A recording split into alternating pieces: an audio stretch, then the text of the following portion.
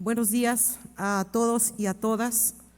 Me dirijo a la mesa directiva, señora presidenta, a mis compañeros y compañeras de esta 64ª legislatura, desde luego al público asistente y a los medios de comunicación. En primer lugar, quiero manifestar mi respeto, reconocimiento y felicitación a mi compañera diputada Gabriela Esperanza Brito Jiménez por la iniciativa que hoy ha presentado, porque aborda uno de los temas de salud pública más lastimosos, más tristes, más terribles, que son el tema del suicidio. Sin embargo, la salud mental tiene un enfoque integral todavía más extenso. De hecho, la palabra integral lo trae intrínsecamente. La exposición de motivos que hace mi estimada diputada es precisa, correcta, y ella tiene razón. No hay una ley de salud mental en el Estado, pero no por falta de trabajo legislativo. Eso es lo que digo, eso es muy aparte. Incluso adelanto mi voto muy prematuramente, pero sinceramente a su iniciativa, diputada. Pero sí es importante y solicito muy atentamente ya lo he hablado, también lo tengo que decir, y agradezco la disposición de la presidenta de la Comisión de Puntos Constitucionales acerca de este trabajo, y le pido muy atentamente a la presidenta de la Junta y a las y los integrantes de la Junta de Coordinación y Concertación Política que puedan enlistar el dictamen ya de la Ley de Salud Mental y Conducta Adictiva que la diputada Guillermina Loaiza Cortero y su servidora hemos trabajado. Y también no quiero dejar de reconocer el trabajo técnico que realizó la presidenta de la Comisión de Salud, la diputada Lupita Cuamatzi Aguayo. Por tal razón es que es importante hacerlo, porque vendría a fortalecerse la eventual aprobación de las dos leyes. Hago el recordatorio de que la Ley de Salud Mental y la Conducta Adictiva tiene prácticamente casi lo que llevamos de legislatura, en el que ya existe un dictamen, pero no ha podido ser enlistada. Entonces no puede permitirse que se siga, que se pudiera argumentar por alguien más, pero con toda razón lo digo y lo dije con respeto, que digan que no hay ley de salud mental en el estado de Tlaxcala. Eso es por un lado. Por otro lado, mi intervención para el siguiente tema, y pues me disculpo anticipadamente y les agradezco su comprensión y tiempo. Quiero citar en este momento al filósofo Juan Jacobo Rousseau. En uno de sus tratados explicó que el hombre, cuando vivía en anarquía, es decir, en desorden social, tuvo la posibilidad y la sapiencia, sobre todo la sapiencia, de organizarse en grupos sociales, y con ello automáticamente ceder su organización a un ente capaz de mantener el orden.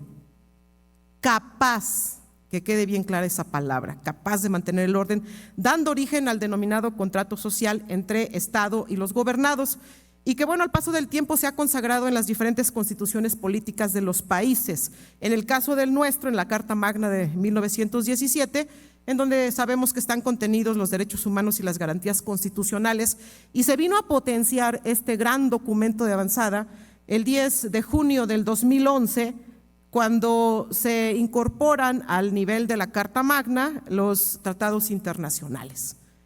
Y esto, ahora bien, con esto, el Estado tiene la obligación constitucional de garantizar, entre otros derechos, el del acceso universal a la salud.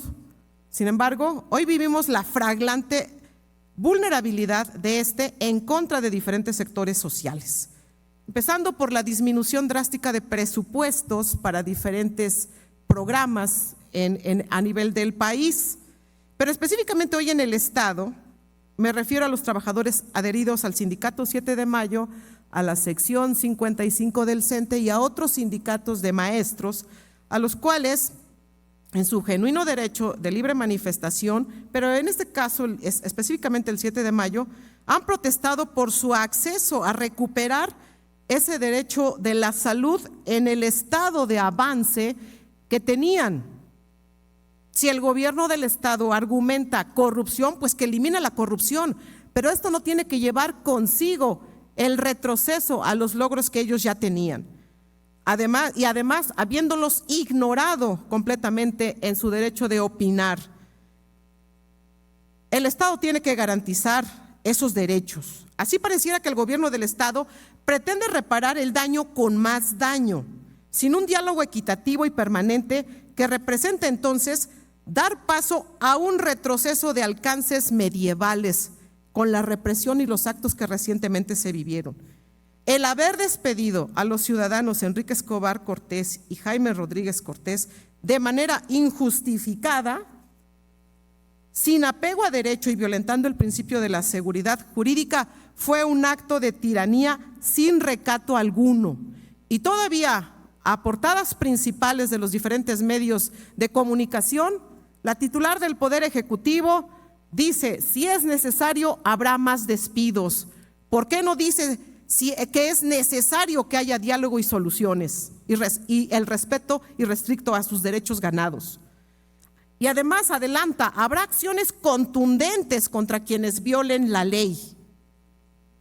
Y cuando le preguntan si habrán de despedir a más trabajadores, dice que los necesarios.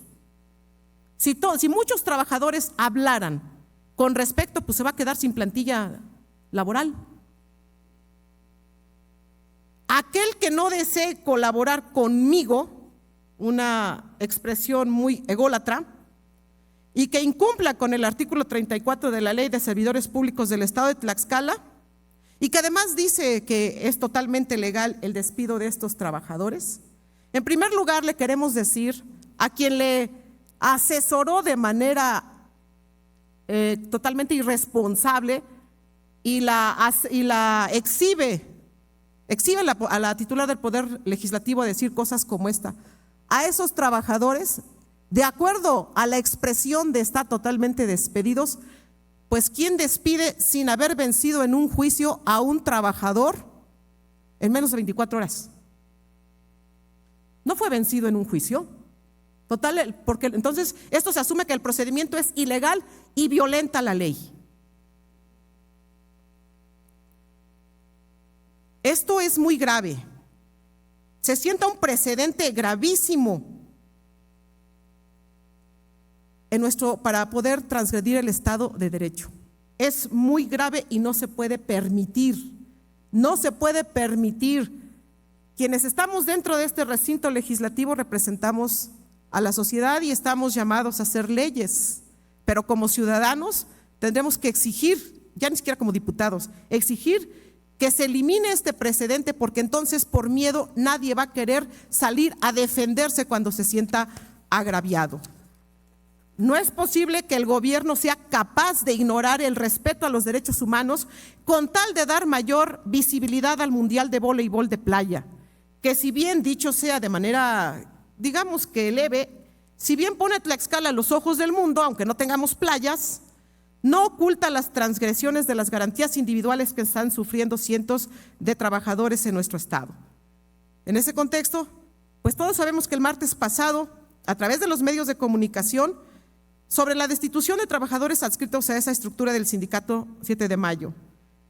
En ese sentido, la gobernadora del estado no tardó en declarar que la medida correspondía a que las personas destituidas incurrieron en faltas de respeto, incitaron al desorden y politizaron la coyuntura que viven los trabajadores en torno al nuevo servicio médico de pensiones civiles. A este respecto, vengo a esta tribuna para manifestar que es altamente indignante y preocupante estas medidas tomadas por el gobierno del estado, pues con estas acciones nos estamos convirtiendo o estamos convertidos en un estado represor e intolerante que no concibe la manifestación de las ideas como una garantía individual, que a través de su ejercicio responsable es la ventana idónea para expresar inconformidades que alcanzan a diferentes sectores de la sociedad, diferentes sectores de la sociedad, pero por las acciones tomadas, pues aquí se aprecia que como que la dueña de la verdad absoluta es solo y solo la ciudadana y la señora gobernadora.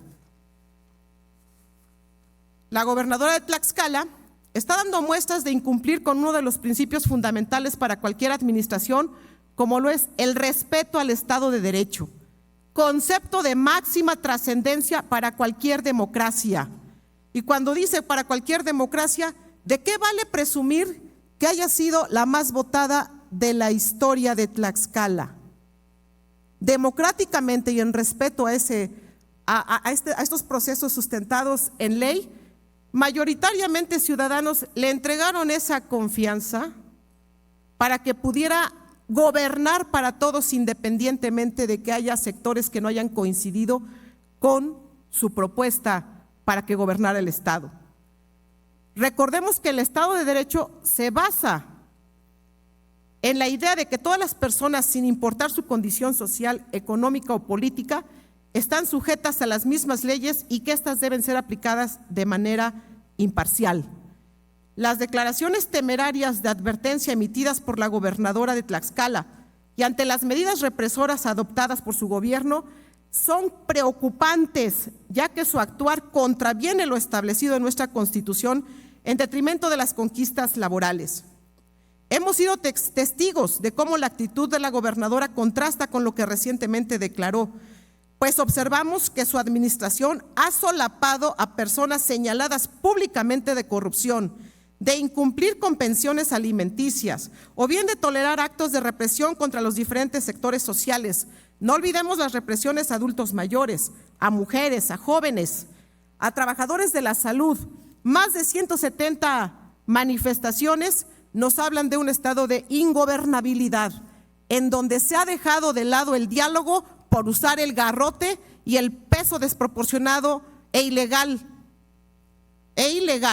para poder contrarrestar lo que no pueden resolver con gobierno y con diálogo. En este sentido, quisiera cuestionar a la titular del gobierno del Estado. ¿Quién la observa a ella? ¿Qué instancia es la encargada de vigilar el cumplimiento de sus obligaciones como titular del Ejecutivo Estatal y lograr que en Tlaxcala exista gobernanza y gobernabilidad? La respuesta parcial es que uno de ellos es este poder legislativo, así de sencillo y de simple. Entonces vivimos bajo la amenaza de recrudecer un Estado represor y autoritario que busca a toda costa extinguir los movimientos sociales que tradicionalmente han sido contrapeso en las sociedades que se precian de ser democráticas. Miren ustedes, el 11 de noviembre del 2020, en el periódico El Universal, el presidente de la República le pidió al entonces gobernador de Quintana Roo castigar a culpables de represión en protesta por una protesta feminista que era contra los feminicidios. Y además, en la nota, entrecomillado, que lo quiere decir que es textual, dice: deben profundizarse las investigaciones y deslindar responsabilidades y castigar a los culpables.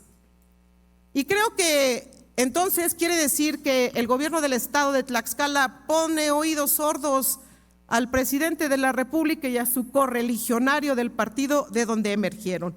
Y lo dijo de esta manera. Me gustó la decisión que tomó el gobernador de Quintana Roo sobre la represión en Cancún, ¿sí? La destitución del jefe de seguridad pública, y también la destitución del jefe de la policía de Cancún, y que se profundicen en las investigaciones, pero sí celebro que haya actuado de esa manera el gobernador de Quintana Roo, que no haya habido tolerancia, encubrimiento, complicidad, que haya deslindado responsabilidad y que se investigue. Sí, me pareció bien, y que nunca más la represión, que se garantice el derecho de manifestación. La única cosa es que no haya violencia. Se puede protestar con el método de la no violencia, es muy eficaz, de veras. La vía pacífica da resultados. Eso es lo que utilizó Gandhi y Luther King y Mandela, todos los grandes dirigentes sociales los gigantes de la lucha social, la no violencia. Entonces, no se necesita la fuerza bruta, se requiere tener la razón y se requiere tener argumentos y luchar por los ideales, por los principios, sin claudicar. Pero hay muchas formas, hay libros sobre la no violencia y la eficacia que tiene. Y ahí no pueden hacer nada los autoritarios. No se les da posibilidad de que repriman. Se tienen que quedar con sus ansias represoras. Entonces, no a la violencia, nada más, es lo único. Y libre manifestación de las ideas. Pues aquí no se han quedado con sus ansias represoras. Eso queda claro. Y quien gobernaba el estado de Yucatán era un gobernador emanado de otro partido. Entonces, si un gobierno emana de un partido distinto al que gobierna el poder ejecutivo, entonces a eso sí se les puede exigir que tomen acciones. Y esto trae a mí en este momento a recordar lo reciente de las agresiones del actual director de seguridad, Perea Marrufo, el marino. Y entonces siguen su encargo. Hay muchos funcionarios que han fallado en sus encomiendas y siguen en sus puestos. Me parece que es completamente inaceptable esta condición que se vive en el estado de Tlaxcala, porque entonces ahora nadie va a querer.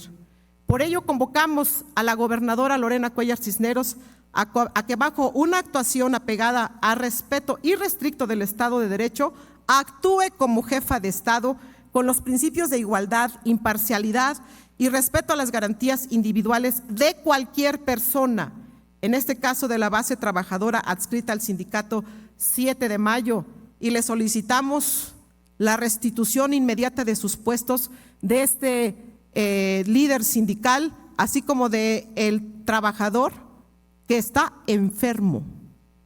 Aparte, está enfermo.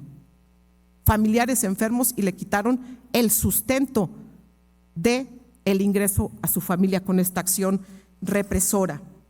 El diálogo siempre será la puerta de entrada para generar los acuerdos necesarios para una sana convivencia entre sociedad y gobierno, aspecto que parece haber olvidado la gobernadora del estado de Tlaxcala y que hoy se traduce en despidos injustificados, represión en manifestaciones sociales, persecución política y tolerancia de actitudes que contravienen el correcto ejercicio del servicio público. Convoque al diálogo, señora gobernadora. Le sugerimos esta alternativa para evitar que su gobierno quede marcado por la huella del autoritarismo y la represión que creíamos haber superado hace ya varias décadas. Y por otro lado también le hago un llamado y un exhorto muy firme a la titular de la Secretaría de la Función Pública. Yo le quiero preguntar a la licenciada Erendira Cova Brindis si completó el expediente de investigación sobre los alimentos caducos en la Secretaría de Salud. Yo le quiero preguntar en qué va el proceso de los señalamientos de corrupción de la comisionada de la COEPRIS, que fue despedida de la Secretaría de Movilidad por corrupción y que en este momento es solapada en la COEPRIS. Los ciudadanos han presentado muestras, pruebas públicas y sigue en su encargo. Sin embargo, sí está capacitando a su equipo para que levanten actas administrativas. Pues se ve que la capacitación llegó tarde, porque sin un procedimiento administrativo o sin un juicio, despiden a un dirigente sindical, en donde principios de supremacía jurídica se han tirado a la basura. No pueden andar despidiendo a líderes sindicales. Y entonces el gobierno del estado va a decir, pues sí, pero no tienen toma de nota. Entonces aquí es indispensable también hacerle un llamado fuerte a este señor presidente del Tribunal de Conciliación y Arbitraje, a Miguel Ángel Tlapale Hernández. Señor Miguel Ángel Tlapale, Deje de estar en el sometimiento y compórtese como un servidor público de altura. Sobre sus hombros pesa todos los que se ha generado en razón de que no le ha dado la toma de nota a quien se la tiene que dar, a quien haya cumplido con todos los trámites y quien haya ganado en términos democráticos, o en concreto a quien ampare la ley en el sindicato 7 de mayo. Aquí no venimos a hablar por alguien en particular. Quien tenga ese derecho, pero déselo ya. Póngase a pensar que su incapacidad o su omisión está ocasionando este tipo de problemas, sin que esto signifique que sea la responsabilidad concreta nada más de uno. Compañeros y compañeras, me parece que es indispensable, compañeros diputados y diputadas, que se reflexione de manera profunda sobre este tipo de acciones. Es este Congreso al que le toca velar porque esto no siga. No solamente se puede circunscribir al tema de ser fiscalizadores, de hacer leyes, reformas, etcétera, sino también de participar porque somos parte de un gobierno. No puede quedar ajeno ni exento, y evitemos a toda costa de que se instale un Estado autoritario en donde las garantías individuales sean letra muerta. Con esto concluyo mi participación con respecto de estos actos deleznables que se han suscitado en contra de los trabajadores. Y también le pedimos a la gobernadora que se instale una mesa pronta para que incluso diputados, presidentes de comisiones que tengan que ver con esos temas del trabajo, de salud, puedan ser integrados para que puedan representar digna y correctamente a esos trabajadores y ese conflicto ya se le ponga fin. En lugar de que aparte tenemos otros problemas, la inseguridad que no cesa.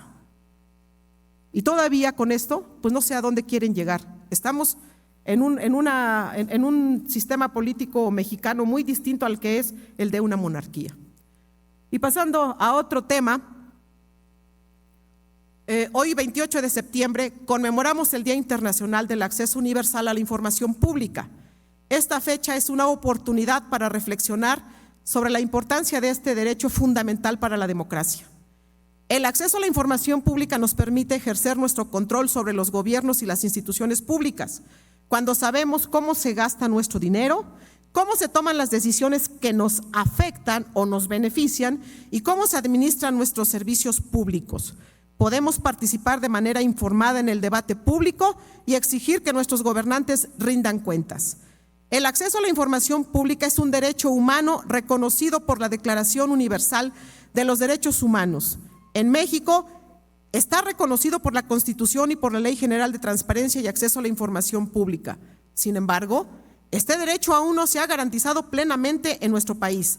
Todavía hay casos de corrupción y opacidad en el gobierno. Todavía hay posibilidades en otros instrumentos normativos que puedan reservar información que justamente ni siquiera tiene el carácter, pero que fácilmente la reservan para que haya opacidad. Y las personas a menudo tienen dificultades para obtener la información que necesitan. Por eso es importante que sigamos trabajando para fortalecer el derecho de acceso a la información pública. Debemos exigir que nuestros gobernantes cumplan con la ley y que transparenten sus acciones. Como ciudadanos integrantes de diferentes grupos sociales, tenemos la responsabilidad de promover este derecho y hacerlo efectivo para contar con una sociedad cada vez más participativa e involucrada en la toma de decisiones. En este sentido, quisiera recordar que hasta este jueves 28 de septiembre sumamos 181 días sin que el Pleno del Instituto Nacional de Transparencia, el INAI, esté integrado por los 7 comisionados y comisionadas integrantes del Pleno.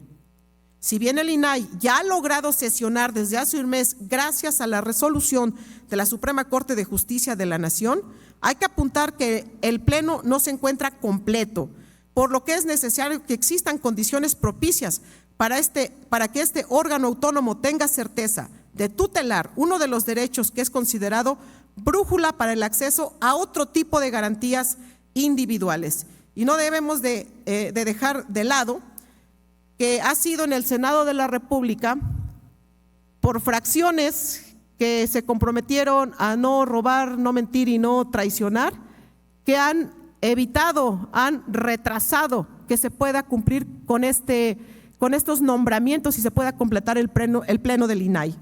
Confiamos en que el Senado de la República pronto designe ya a las 3 personas comisionadas para que pueda estar completo el pleno del INAI. Y con ello se privilegie la garantía no únicamente del derecho del acceso a la información, sino también a la protección de los datos personales. Y aprovecho la ocasión para reconocer la labor de las y los periodistas que cubren la fuente del Poder Legislativo y de todas las demás áreas que tienen ustedes en los diferentes campos, porque los convierte en una caja de resonancia de los fenómenos sociales que a diario vivimos en nuestro estado. Nuestro reconocimiento para los medios de comunicación. Es cuanto, Presidenta.